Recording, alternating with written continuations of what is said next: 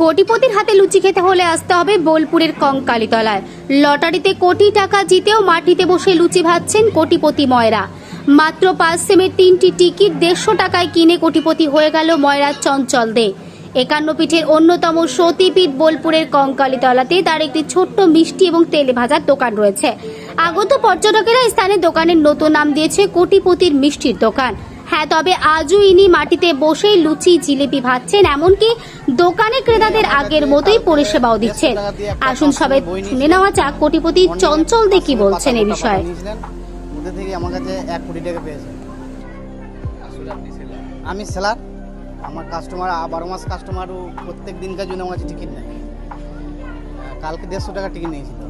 এই টাকা পেয়ে ধরুন আমি বাড়ি করব, তার ভবিষ্যতে ছেলে পিলে আছে, তাদেরও দেখতে হবে আমাকে, এটা চালিয়ে যাবো।